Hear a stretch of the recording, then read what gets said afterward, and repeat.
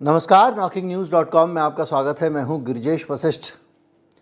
अडानी का क्या होगा, ये सवाल फिर से एक बार सामने आ गया है। बीच बीच में जब भी कुछ डेवलपमेंट होता है, जब भी कोई नई चीज़ होती है, तो फिर वही एक सवाल सामने खड़ा हो जाता है कि अडानी का क्या होगा। अडानी के खिलाफ अमेरिका में न्यूयॉर्क के ईस्ट डिस्ट्रिक्ट के कोर्ट में, न्यूयॉर्क शहर के पूर्वी जिले के कोर्ट में 3 मुकदमों को एक साथ क्लब कर दिया गया है। अब एक ही जज साहब हैं, उनका नाम है निकोलस जी ग्राउफिस, वो सुनवाई करेंगे। हम ये समझेंगे कि इस मुकदमे में खेल क्या है और क्या इस मुकदमे को प्रभावित करना अब आसान हो गया है या मुश्किल हो गया है। 3 मुकदमे कौन कौन से हैं ग्राउफिल वाले, जो कि अडानी जी के एक ही कोर्ट में चले गए हैं। एक मुकदमा तो भारत में रिश्वत वाला है, दूसरा वहाँ का जो सेबी है, सिक्योरिटी कमीशन, जैसे हमारे यहाँ सेबी है उस तरह से, उसने 2 मुकदमे डाले हुए हैं। एक अडानी के खिलाफ डाला हुआ है, अडानी ग्रुप के खिलाफ, अडानी की एनर्जी वाली कंपनी के खिलाफ, और एक और कंपनी के खिलाफ जो अडानी की पार्टनर होती थी। तो इन तीनों मुकदमों को अब एक साथ एक जज साहब सुनेंगे। तो जो अमेरिकी कानून के जानकार हैं, कुछ लोगों से मैंने बात की, कुछ जानकारियां निकाल के पढ़ी, उनके हिसाब से इस मुकदमे में इस बदलाव से कुछ डायनेमिक्स बदलने वाले हैं। बदलने में सबसे बड़ी चीज़ ये होने वाली है कि अब इस मुकदमे में खेल नहीं हो पाएगा। जैसे 3 जगह 3 अदालतों में मुकदमा लगा हुआ है, अब पता चला उनकी जो है वो डेट कन्फ्लिक्ट कर रही है। एक अदालत में एक जज साहब एक तरीके से सोच रहे हैं, दूसरी अदालत में दूसरे जज साहब दूसरी तरीके से सोच रहे हैं। बिल्कुल जज कानून के हिसाब से ही सोचते हैं, फिर भी पर्सपेक्टिव में अंतर आ जाता है। अब क्या होगा कि एक ही जज सुनवाई करेंगे, तो एक तो बहुत सिंक्रोनाइज रहेगा, अगली तारीख मिलेगी तो मिलेगी।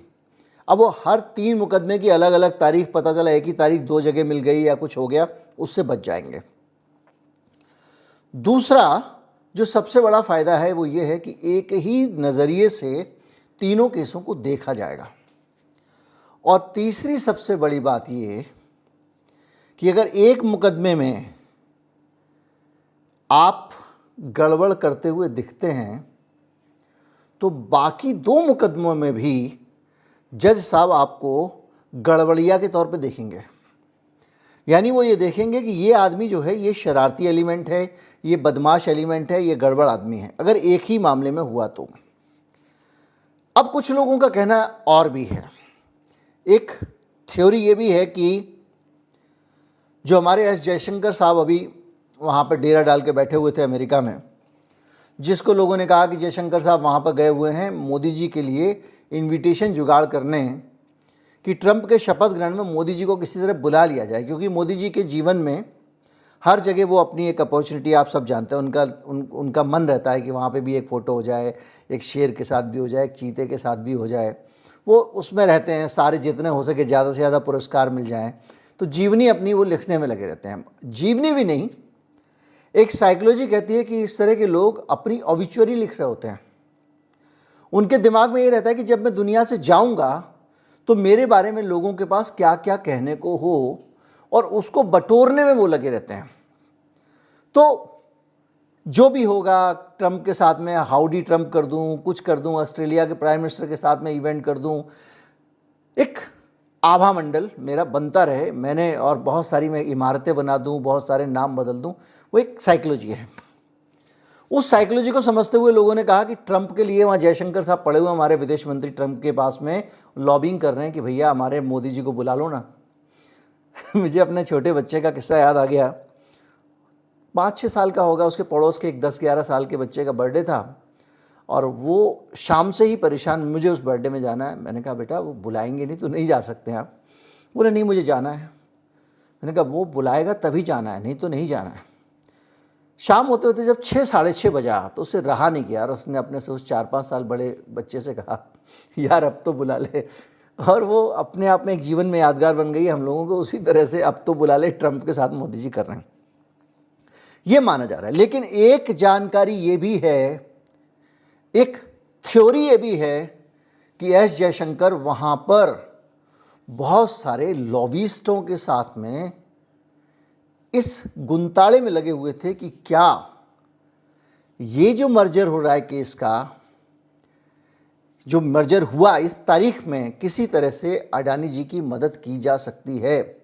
ये अपने आप में बड़ा अविश्वसनीय टाइप की बात है जिस पर भरोसा नहीं किया जा सकता कि देश का विदेश मंत्री किसी उद्योगपति के लिए कुछ कर रहा होगा। लेकिन हाल के घटनाक्रम के ज़रिए जो आपने देखा, सीखा और जिस तरह सरकार उनके लिए फील्डिंग करती है, अडानी पे आरोप लगते हैं तो सरकार और भारतीय जनता पार्टी बचाव करती है, तो लगता है कुछ भी हो सकता है। तो एक जज होने से क्या इस केस को प्रभावित किया जा सकता है, ये भी एक बड़ा सवाल है। तो अमेरिका की जो पूरी की पूरी स्थिति है वो कुछ अलग कह रही है। वो कह रही है कि वहाँ पे थोड़ा सा आसान नहीं है निकोलस जी ग्राउफिस को कंट्रोल करना। क्यों नहीं है? वो 2014 में सीनियर जज बने थे। थोड़ा उनके बारे में जान लेते हैं, उससे आपको आइडिया होगा। 69 में उन्होंने बीए किया, उसके बाद वो स्कूलों में पढ़ाते थे। 74 में लॉ यूनिवर्सिटी से, कोलंबिया यूनिवर्सिटी से उन्होंने लॉ से जूरिस डॉक्टर की डिग्री प्राप्त की और उसके बाद में वो Columbia Journal of Environmental Law के को फाउंडर और मैनेजिंग एडिटर थे। तो कुल मिला के उनका एक ओवरऑल बैकग्राउंड जो है ना, बहुत बौद्धिक टाइप का और बहुत उसूलों के पक्के न्यायविद टाइप का है। और उन्होंने बहुत सारे एक चीज़ों को देखते हुए लिटिगेशन ब्यूरो में काम किया, अटॉर्नी जनरल के रूप में काम किया, बहुत सारी जगहों से निकल के वो फेडरल एक्टिव जो एडमिनिस्ट्रेशन है उसमें आए हैं। तो जो वहाँ के एक्सपर्ट हैं, जो जानकार हैं सब चीज़ों के, वो ये कहते हैं कि वो बहुत ही ज़्यादा हाई डिग्री की इंटीग्रिटी वाले आदमी हैं। और 2000 में 28 फरवरी 2000 को सीनेट ने उन्हें बनाया गया, जज बनाया, और तब राष्ट्रपति थे बिल क्लिंटन। यानी बिल क्लिंटन यानी बाइडन यानी ओबामा। एक राजनीतिक धारा जो है पूरी की पूरी वहाँ की, अगर पॉलिटिकल इन्फ्लुएंस की बात भी सोचते हैं आप जज साहब के ऊपर, तो उसके दौरान ये बनाए गए हैं। और उनकी जो पहचान है वो अमेरिका में एक बेहद निष्पक्ष टाइप के जज की है और उनकी कानूनी मामलों में बेहद गहरी समझ मानी जाती है। और वहाँ के डिस्ट्रिक्ट जज कुछ अलग टाइप के बैकग्राउंड से आते हैं और उनको बहुत सारे, ये माना जाता है कि बहुत सारे कॉम्प्लिकेटेड जटिल जो मामले थे उनको भी उन्होंने सुलझाया और बहुत फेयर आदमी हैं। और उनका जो व्यापक अनुभव है, 2000 से आज समझिए कि जो आदमी 2025 से जज है, और उनके बारे में ये कहा जाता है कि बहुत सारे इम्पोर्टेंट मामलों को उन्होंने हल किया है और जज के तौर पे न्याय दिया है। अब एक बात ये आती है, जैसा कि पिछले दिनों एक नेताजी हैं इस देश के, उनका नाम लेने से भी डरता हूँ, उनका कोई भरोसा नहीं, किसी के बारे में कुछ भी बोल सकते हैं आप, किसी के बारे में भी, ये वहाँ का नागरिक है, ये है, वो कुछ भी बोल देते हैं। उन्होंने ये कहा कि ट्रंप आ गया है और ट्रंप इसको मैनेज कर लेगा, ये कर लेगा, वो कर लेगा। बिल्कुल बचकाना आरोप था। अमेरिका में न्यायपालिका को एक तो संविधान के तहत ज़बरदस्त स्वतंत्रता भी मिली हुई है और ख़ास तौर पे वहाँ की जो अदालतें हैं वो दबावों से फ्री रहती हैं। और ये जज जो हैं इनको तो बिल्कुल ही कंट्रोल नहीं किया जा सकता कि कोई अगर वहाँ जाए इनको जज को कंट्रोल कर ले, तो ये भी नहीं है। और ये 25 सालों में इनकी निष्पक्षता की अनंत मिसालें हैं। ट्रंप एडमिनिस्ट्रेशन जो है उसका रिकॉर्ड क्या है? ट्रंप जब पिछली बार भी रहे थे तो इनका न्यायपालिका से कई मामलों में टकराव हुआ है और जजों और अदालतों की उन्होंने कई बार आलोचना की है, लेकिन न्यायपालिका अपनी स्वतंत्रता वहाँ बरकरार रखे रही। वहाँ की न्यायपालिका और बहुत सारे देशों की न्यायपालिका में ज़मीन आसमान का अंतर है। कई मामलों में ट्रंप ने कोशिश तो की, लेकिन अदालतों ने उनको घास नहीं डाली। तो ये जो मामला है, इसमें जो अडानी का मामला है, इस मामले में और भी बहुत सारी चीज़ें जिसके कारण ये माना जा रहा है कि इस केस में जज साहब गड़बड़ी करने की गलती नहीं कर सकते, क्योंकि ये इंटरनेशनल करप्शन का केस है और अमेरिका के जो इन्वेस्टर हैं उनके साथ धोखाधड़ी का मामला है। अमेरिका एक पूंजीवादी अर्थव्यवस्था है और वहाँ पे जो आदमी अपने पैसे इन्वेस्ट करता है, ये करता है, वो करता है, उसकी महत्व बहुत ज़्यादा है। और इन्वेस्टर का मतलब हमारे जैसे 2 शेयर खरीदने वाले लोग नहीं हैं। बड़े बड़े लोग वहाँ के इन्वेस्टर हैं जो मिलियंस डॉलर जो हैं वो इन्वेस्ट करते हैं कंपनियों में। तो अगर उनके हितों से टकराव हुआ तो गड़बड़ हो जाएगा। और यहाँ पर एक अडानी अगर मिलियनेयर है तो वहाँ कई मिलियनेयर जो हैं वो इस चीज़ को ध्यान से देख रहे हैं, चाहे उन्होंने अडानी की कंपनी में पैसा लगाया हो या नहीं लगाया हो। तो इसलिए किसी भी तरह का गड़बड़ नहीं कर सकते और वहाँ पर न्यायपालिका को इस केस को ट्रांसपेरेंट रखना ही पड़ेगा, यानी एक एक चीज़ पर लोगों की नज़र रहेगी। और अभी जो बाइडेन एडमिनिस्ट्रेशन है उसकी भी साख है कि इसने लीगल मामलों में कभी कोई दखलंदाजी देने की कोशिश नहीं की, तो किसी भी तरह के इस तरह के दबाव की संभावना नहीं है। जो बातें मैं वहाँ के एनालिसिस देख रहा हूँ, लोगों से बात की है जो अमेरिकन कानून के जानकार हैं, उनसे बात की है और इन जज साहब के रिकॉर्ड के बारे में जो रिसर्च की है उस सब के आधार पर आपको बता रहा हूँ। इसके साथ साथ ये संभावना बहुत कम है कि न्यायपालिका को अडानी जी आर्थिक आधार पर या राजनीतिक आधार पर दबाव बना सकें, और वहाँ का जो माहौल है वो इस मामले में बिल्कुल अलग है। लेकिन यहाँ से हमारे दिमाग में एक सवाल खड़ा होता है कि भैया सतयुग तो है नहीं, तो हिंदू हमारी परंपरा में जहाँ सब कुछ सच्चा होगा, कुछ तो गड़बड़ हो सकता है। तो अमेरिका में अदालतों को ऐसे प्रभावित करने के बजाय कि भाई सीधे सरकार ने कुछ बोल दिया या मंत्री जी ने कहा चल भाई तू फैसला दे दे, बाद में मैं तेरे को राज्यसभा भेज दूंगा या मैं तेरे को कुछ बना दूंगा, इस तरह से सीधे सरकार से डील किसी जज की नहीं होती है। फिर क्या होता है? होता ये कि एक समाज में माहौल बना देते हैं और जब वो माहौल बन जाता है तो आपको फैसला देने को मजबूर होना पड़ता है। अफजल का केस आपको याद होगा, संसद पे हमले वाले मामले में, और कॉमन कॉन्शियसनेस का हवाला दिया सुप्रीम कोर्ट ने कि एक आम धारणा इस देश में कि ये आदमी दोषी है और सबूत इसके अलावा बहुत ज़्यादा उसमें दिखाई नहीं दिए कहीं पे। इसीलिए लोग कहते हैं कि उसका जो एग्जीक्यूशन हुआ वो एक तरह से जुडिशियल किलिंग थी। ये एक पक्ष मानता है इस देश में। राम मंदिर वाले मामले में भी चूंकि एक बड़ा पक्ष ये बना मुकदमे में कि भारत में बड़ा हिस्सा मानता है कि वहाँ पर मंदिर था, आस्था का प्रश्न। तो क्या होता है कि जो समाज के अंदर समझ है, समाज जिस तरह से सोच रहा है, समाज में जो धारणा बनी हुई है, उस धारणा के विपरीत जाके अदालतें कई बार निर्णय नहीं दे पाती हैं, क्योंकि अदालत भी सामाजिक वातावरण से प्रभावित होती हैं। जैसे निर्भया वाला मामला था, अगर किसी जज को कोई उसमें आदमी निर्दोष भी दिख रहा होता तो वो छोड़ नहीं सकता था। या ये जो डॉक्टर दंपत्ति थे जिनकी बेटी की हत्या हो गई थी नोएडा में, उस मामले में आखिर डॉक्टर तलवार को, अरुषि तलवार केस, लंबे समय तक जाना पड़ा जेल में, बावजूद इसके कि उनके खिलाफ किसी भी तरह से कोई भी सबूत नहीं मिल रहा था, कहीं से भी स्टैब्लिश नहीं हो रहा था। लेकिन बार बार जो है वो ये प्रश्न उठता था, एक बार अदालत ने बरी कर दिया, फिर सवाल उठा, फिर उनको डाल दिया गया।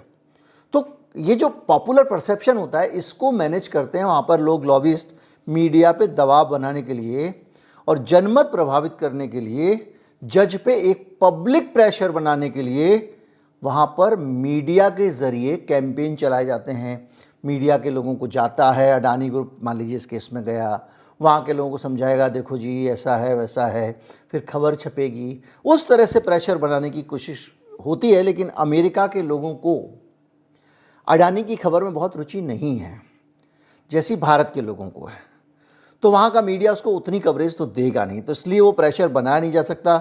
इसके अलावा ये मामला राजनीतिक साजिश है, भारत के आर्थिक विकास के खिलाफ है टाइप की बातें करके भी अगर आप वहाँ पे कोई लॉबिंग करना चाहो या मीडिया में कुछ छपवाना चाहो तो वो भी संभव नहीं है। तो अभी तक के हिसाब से अभी कुछ 2-3 बिंदु और भी हैं। ये दिख रहा है कि अडानी जी जो हैं वो इस केस में बहुत ज़्यादा ऐसा नहीं है कि कुछ ये मैनेज हो गया, और जो आमतौर पे यहाँ माना जाता है कि एक ही जज को सारे मामले दे दिए और वो जज बाद में लीपापोती करके छोड़ देगा, और ये मैनेज हो गया है जी। और भाई साहब हमारे जो जयशंकर जी वहाँ यही सब कर रहे थे इतने दिन से। क्या कर रहे थे? लॉबीज़ को ढूंढ रहे थे, जज के रिश्तेदारों का पता लगाया होगा, जज का पता लगाया होगा, जज को ऑफ़र करी होगी, कुछ तमाम सारी बातें जो भारत में लोग देखते हैं होते हुए उनको लगा होगा वहाँ पे भी हो रहा है। तो ये थ्योरी आ रही है। तो इस सारी चीज़ों के बीच में जजों का एक ये भी प्रेशर नहीं रहता है जजों के ऊपर कि भाई वहाँ पे नौकरी लॉन्ग टर्म की लगती है, 25 साल से तो ये नौकरी कर रहे हैं कि भैया मेरा कल क्या होगा, या रिटायरमेंट के बाद कोई सेट कर दे, तो इस तरह का प्रेशर भी नहीं होता है। और जो एक प्रेशर इसमें हो सकता है वो ये हो सकता है, सिक्योरिटी एंड एक्सचेंज कमीशन जो है SEC, जिसने 2 मुकदमे किए हुए हैं, जैसे भारत का सेबी है वैसा होता है SEC, उसके अंदर कोई मैनेज कर ले, चूँकि वो फरियादी है, उसका वकील कमज़ोर लड़ जाए, या फिर लीगल लॉबिंग हो जाए कि बड़ी लॉ फर्म का कोई वकील आप हायर कर लें और वो उस तरह से उनके वकील को प्रभावित कर ले।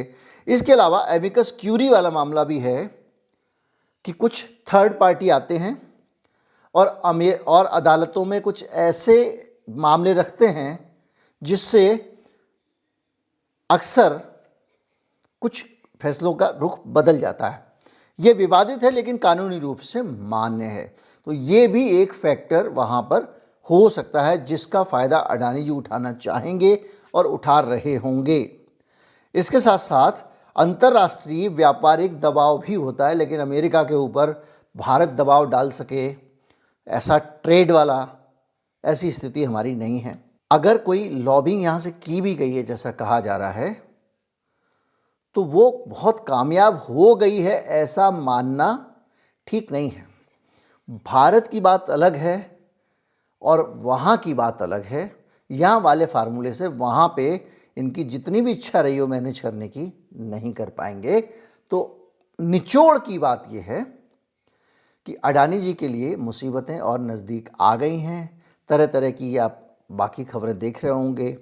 अब उनको फाइनेंसेस में भी दिक्कत आने वाली है क्योंकि उनकी कई जगह से रैंकिंग कम हुई, अब ये मुकदमा उनके सर पे आ गया, और दूसरी चीज़ें होने के कारण कई 3 देशों में, कीनिया में उनका प्रोजेक्ट जो कॉन्ट्रैक्ट चला गया, इसके अलावा श्रीलंका में गड़बड़ हो गया, और उससे साथ साथ सबसे बड़ा तो ये हमारा बांग्लादेश वाला जो पावर प्रोजेक्ट था उसमें उनको तगड़ा झटका लगा, क्योंकि अभी तक उनका वो बिजली घर बंदी मान के चलिए, बांग्लादेश को बिजली जा नहीं रही है और भारत में अभी उसकी लाइनें डलनी है तभी तो वो सप्लाई होगी।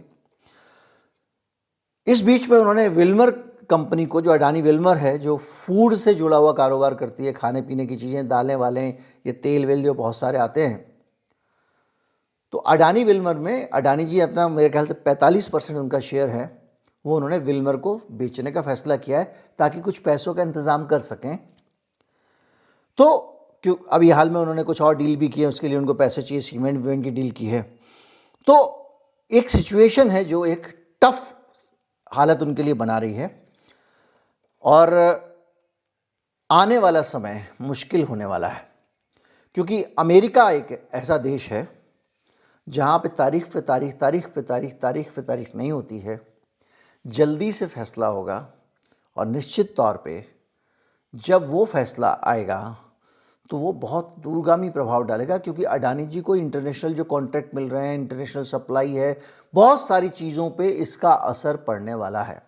उम्मीद करता हूँ ये वीडियो किसी भी तरह से मैंने कोशिश की है एक बैलेंस वीडियो रखूं, इसमें कोई मिर्च मसाला ना डालूं। नुकसान होता है, मुझे व्यूज़ कम आते हैं, कोई बात नहीं, लेकिन सिचुएशन जो मुझे दिख रही है मेरे पूरे एनालिसिस के बेसिस पे, अडानी जी की मुश्किलें बढ़ गई हैं और वो निरंतर बढ़ती दिखाई दे रही हैं।